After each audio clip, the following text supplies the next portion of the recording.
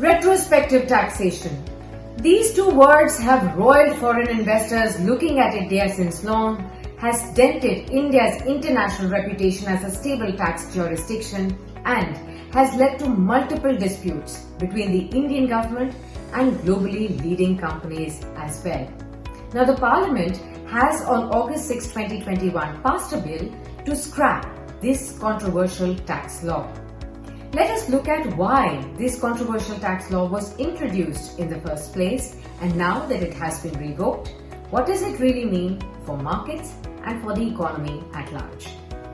Introduced back in 2012 by the Congress party-led coalition government, the law had empowered the exchequer to go back 50 years and slap capital gains tax wherever ownership had exchanged hands. Overseas, but also business assets were still remaining in India.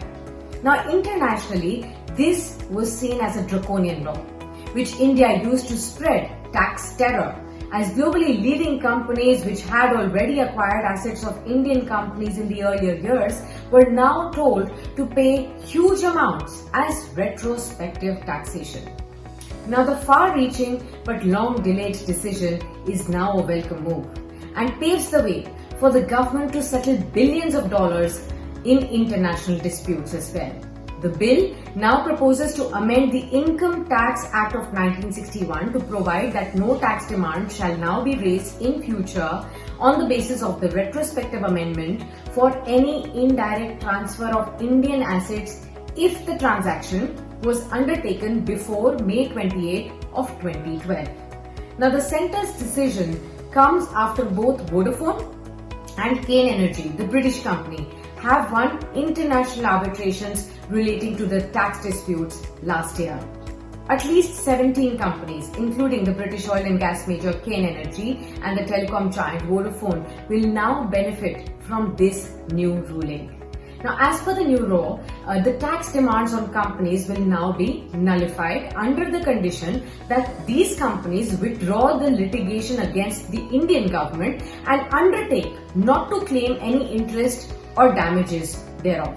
Investors also heaved a sigh of relief when Vodafone Idea's share also surged about 18% after the news development, and before this, the stock had actually crashed 40%, looking at the bleak future and its debt issues. So what does this really mean for the Indian economy as a whole?